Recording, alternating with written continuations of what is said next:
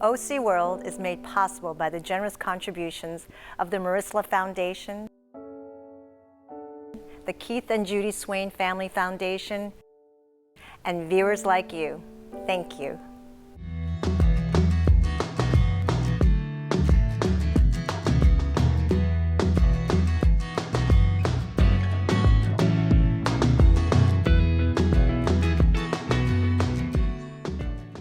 Welcome to OC World. I'm your host, June Kim Lopez.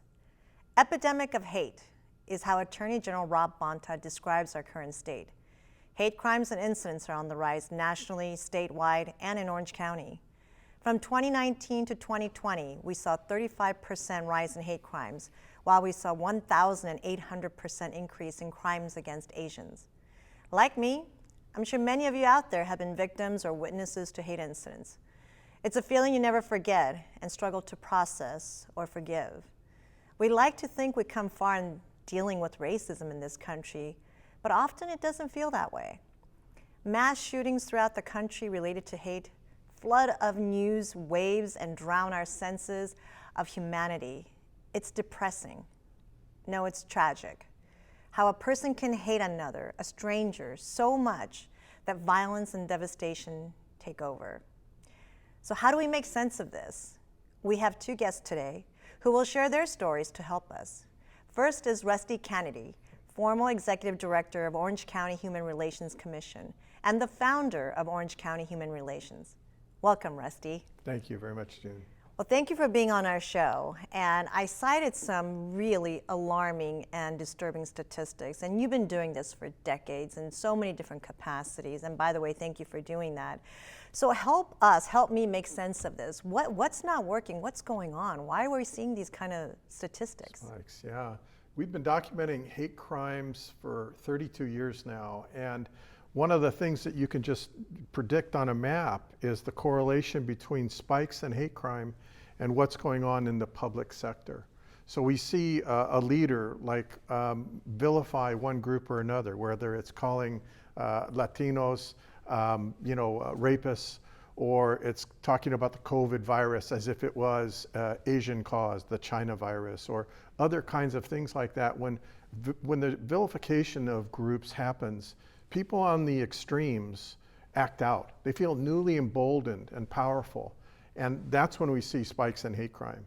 And hate incidents aren't crimes. It's like name calling and flyers that are odious and hateful and all these other expressions that you maybe much more frequently see. But hate incidents, that's what really exploded in Orange County this past year. I think we had 263.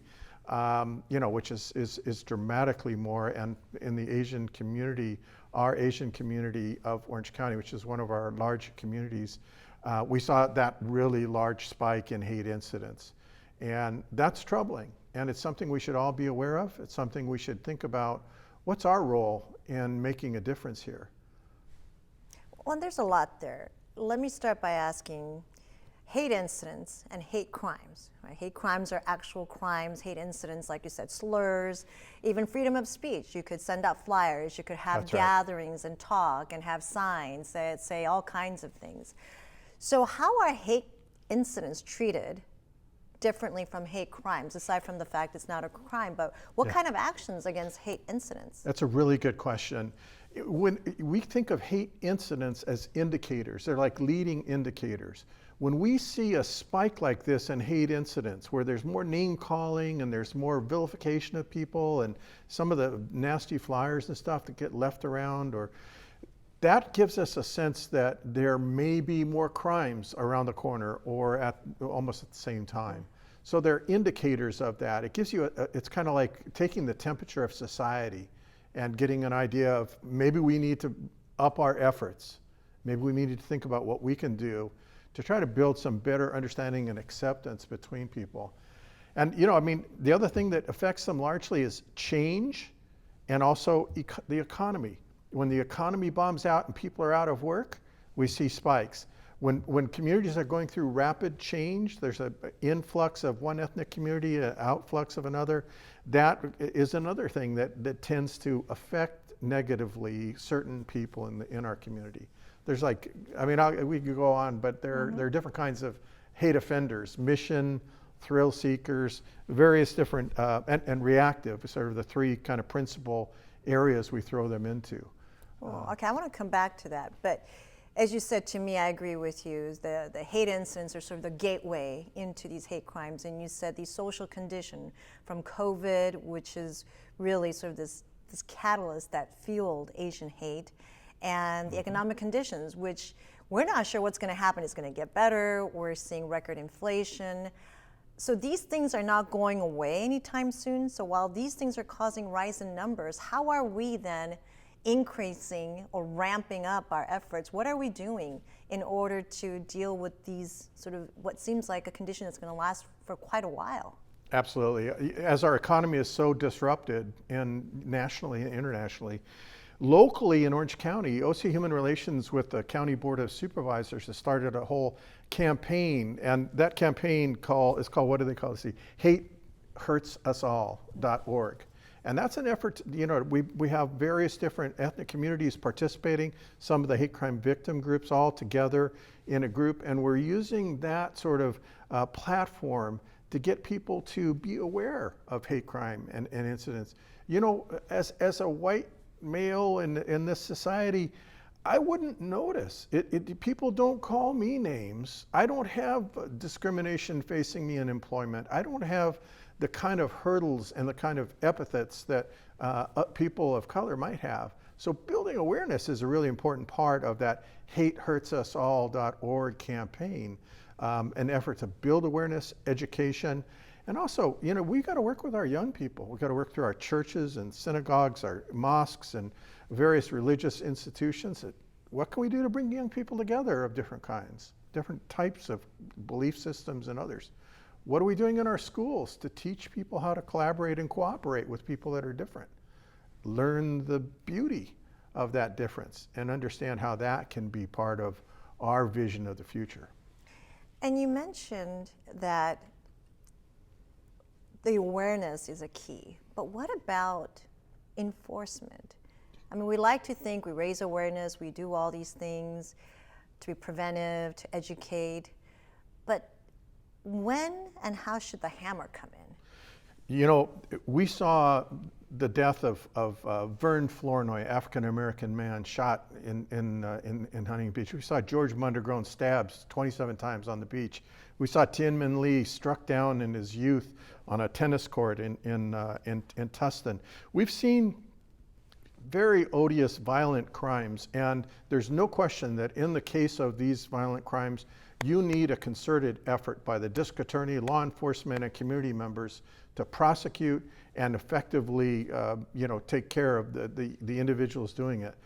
I think that in many of the hate incidents, you have an opportunity maybe to work with people, work with them to see if you can figure out something besides the hammer, to build a reconciliation, understanding, awareness, and a path forward. And before we get to our next guest, and I love to kind of hear both of your perspectives on this issue, but I want to come back to something you said. You said as a white male that you don't really experience these, but you've been doing this for 30 plus years, combating hate. So what drove you to be such a champion of fighting this in our communities? My parents, I guess, is what I'd say. When I was 12, my dad took me door to door to fight against the repeal of our fair housing law in California. And, we got involved in the civil rights movement in Los Angeles, and fought for the United Farm Workers' rights for Latinos and various other issues that my parents, as successful people, middle class, homeowners in Orange County, they felt a need to give back, and they instilled that in me. So I've always found a great deal of satisfaction in working to try to create a better community for others. And I don't know how people can feel comfortable when they see a neighbor is being attacked because of some arbitrary aspect of their being, just because they're gay or they're transgender or they're black, white, various ethnicities, religions. I just, it's not tolerable to see that and do nothing. And I think that's kind of what's driven me through the years to do this. So before we break, just quickly, after all these years, if you had to point to that one thing that you said, this is working, these years of dedication, energy that you've expended, it's working, what is that one thing that you can point to? Wow. I think probably one of the most exciting things in this realm for me personally has been the engagement in schools. And I think that at OC Human Relations, where I used to work, we would reach 10,000 kids a year with programs that brought people together and taught tolerance, understanding, acceptance, and appreciation for difference. That gave me a sense that tomorrow is going to be a better day. That gave me a sense that our future is going to be different than our past. And I already have seen that in my lifetime where that's changed. The one statistic I would add to you, by the way, in hate crime, for 32 years when we've been documenting hate crime in Orange County, up and down various communities spike based on various things, but the African American community, the smallest of all, has been the most frequently targeted victim of hate crime in Orange County every year for 32 years. I mean, it spiked with, particular things like Floyd, the George Floyd demonstrations and stuff, but various things have spiked other communities. Immigration debate spiked Latinos. We've seen this huge and horrific spike against the Asian community related to COVID and I think the economy. Heck, when Vincent Chin was killed in 1982, he was killed by two auto workers that thought he was Japanese, and the Japanese were taking over their jobs at Chrysler with imported cars. So it's, there's been dramatic changes in that realm in my lifetime, and I feel hopeful about the future, even in the face of some of this horror that we're seeing. Yeah, it's hard to sort of distance yourself when you're not a victim or when you're not part of hate crimes or hate incidents. You sit on the news, you turn off the news, and your life goes on. Yeah. So creating that constant connection and awareness is the work that you do, and really appreciate all the work that you've done over the years. Well, thank you. And we're going to cut to a break here in a little bit, but we're going to come back and continue this discussion. Don't go away, because when we come back, we're going to hear from a person who was not only working with hate, but someone who has lived it. And you'll be very interested in hearing his story, and I'm sure you will too, Rusty.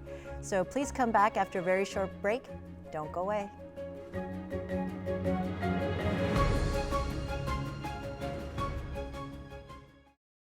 What if you could feel in control of your retirement in just a few clicks? At aceyourretirement.org, you can. Start with a free 3-minute chat with Avo, your friendly digital retirement coach. Just answer some simple questions like, how do you feel about your ability to save for retirement? Or in how many years do you want to retire? To get free action items customized just for you, get your retirement back on track at aceyourretirement.org.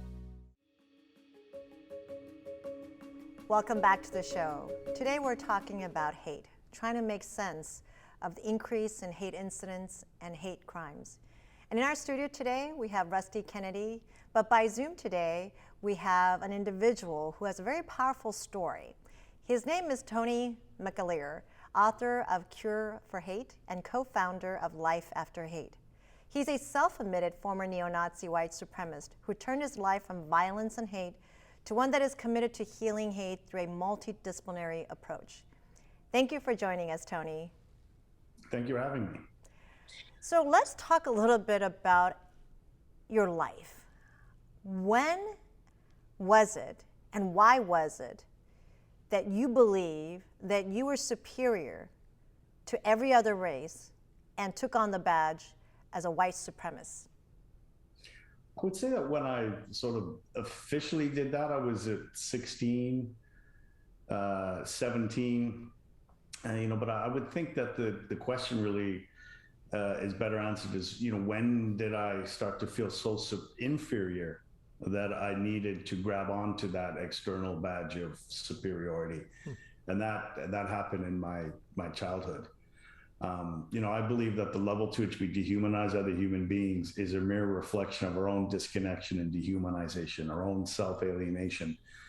And it's so the real question is when did that self-alienation happen? And that happened in my childhood. And from there I sought for ways to belong and ways to fit in, and I was really angry at the same time. And I found those things first in the punk rock scene, but then I got involved in the skinhead scene, and later involved with Tom Metzger of White Aryan Resistance from down in Fallbrook, California, and that was how I expressed that anger and projected my sense of inferiority onto other people. Many people have rough childhood, and there's a lot of programs in community, a lot of clubs that people can turn to find sort of a shelter when they're having those kinds of moments, and there's a lot of recruitment out there. What was it about the neo-Nazi recruitment? Like, how did they get to you, and why does that outshine all the other avenues that you or someone like you can take? Well, when I spent a decade at Life After Hate until 2019, and one of the things that I've known in listening to the stories of different people and research has shown there's also an element of serendipity. What I got from the white supremacist movement is I got a sense of power when I felt powerless. There's things happened in my childhood that even to this day, I don't think I've ever felt more powerless.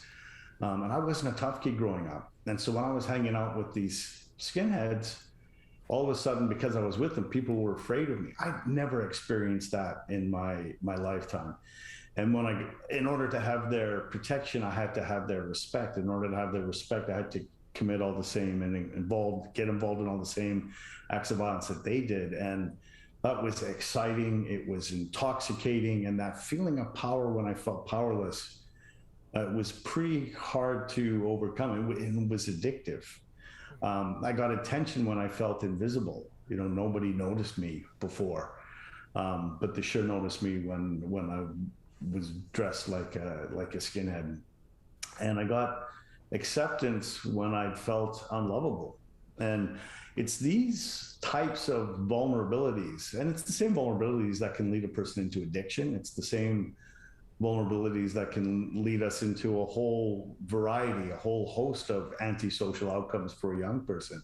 And I just want to be clear here, I don't blame anything on my childhood. Everything I did, I chose to do. And I have to accept responsibility and do. I share that with you so you understand the lens through which I made those choices.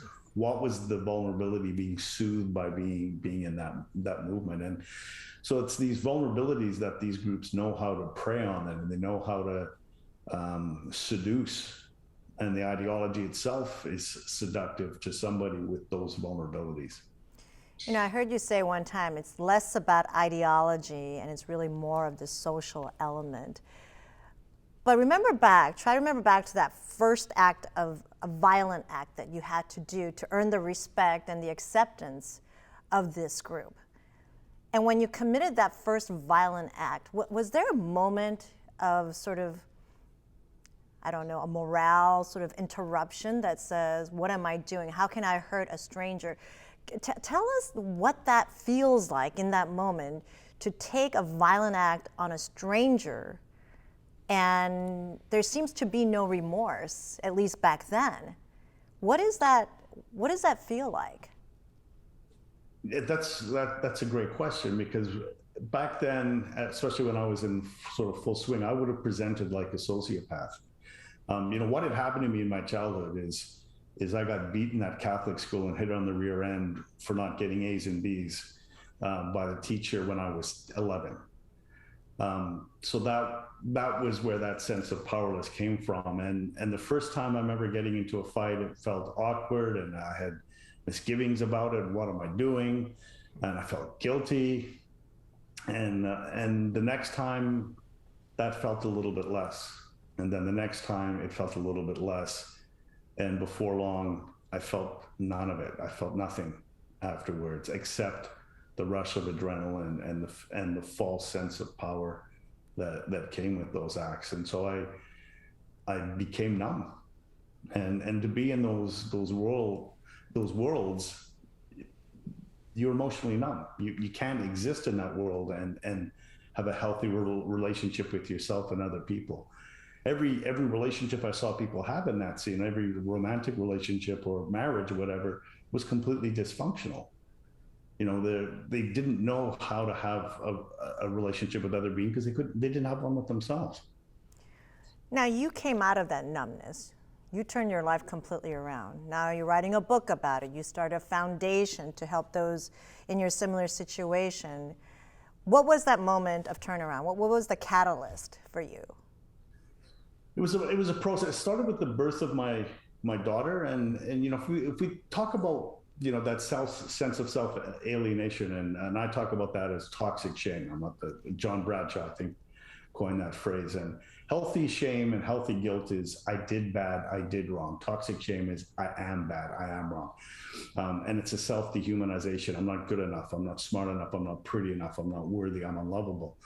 The antidote to that dehumanization is rehumanization, and we do that through compassion. And my children, my newborn children, 15 months apart, taught me so many amazing lessons in compassion that started that thawing process, that started to work away the numbness, because I was so stuck in my head and my ego and my narcissism. And you know, the way they looked at me in their eyes, they saw this magnificent human being, their dad or whatever, when I didn't see that when I looked in the mirror. And so they taught me that first lesson of compassion. And when we're compassionate with another human being, we hold a mirror up and allow them to see their humanity reflected back at them. And it's through those acts of compassion that we can rehumanize and help people reconnect to their humanity. I had a mother who, her love for me was unconditional, but her relationship with me was very conditional. And when I found myself a single father when they were 2 and 4, I needed her help to raise these 2 children, and that came with conditions. So she used that as leverage to sort of work me further away from these groups and out of that scene. And so that taught me a really second, very important, and I think you sort of touched on it, you know, with the previous guest. You know, it's important to have compassion, but compassion has to be accompanied by healthy boundaries and consequences. You know, there has to be a healthy way for the hammer needs to be there too. So yeah, I want to talk a little bit about solutions because, you know, Rusty mentioned earlier there are different sort of motivator, and you even characterize the types of people that commit these kind of hate crimes. So let's right now focus on a group that is similar to Tony's situation, where they've had a difficult childhood or they've had certain situations that made them turn to this group that gave them a sense of power. So what are some of the solutions that you think will work in this day and age? Because, you know, I think about Tony, and would the programs that we have today, or maybe the programs that we build in the future, would that have made a difference when Tony was that kid, when at that moment he decided to join the skinhead to commit these crimes? Would that have helped? Would it have been effective? So I want to talk a little bit about, Rusty, your perspective on some of these solutions, at least to reach that group of these, you know, offenders. You know, in the early 80s, we got called to El Medina High School because there were a group of skinheads who were essentially terrorizing the school and students there. And what we did in that school was we brought people together in workshops and tried to create a safe place, a movement on campus that said no to that kind of violence, safe places on campus where kids who were being picked on could go. Lessons and structured opportunities that brought people into one-on-one contact that would help to be an antidote to being able to, you have to really, to cause violence to a person, you have to sort of really separate them somehow from you. So you put people, it's a lot harder to hit somebody that you really know. And in fact, I was wondering with Tony, what do you think about the victims whose lives you altered perhaps for the rest of their lives? How do you deal with what you've come to is so beautiful, I just wonder, what's the burden of that sense on your shoulders? And I'm going to have one more question to that, because we're coming to the end of the program. Along with that, what might you suggest, Tony, would be effective going forward? I think one of the things we have to work on is resilience, and sort of inoculating young people. Like Rusty said, one-to-one, people don't, it's hard to hate people that and we've done that with people that have been involved in hate groups and led them into encounters with individuals that have volunteered to come and do that, and the change can be profound. But I really think we have to help people. I would say ways of dealing with shame, because it affects all young people, and it just depends on how it shows up. I think this is sort of what we're talking about here is primary prevention before they even hear a racist thought. How do we help young people cope with the struggles of being themselves? And I think that is at the first level of guard against this. Great. Well, this is a painful and a very complex and disturbing topic. By no means do we think that we're going to solve this in any immediate future.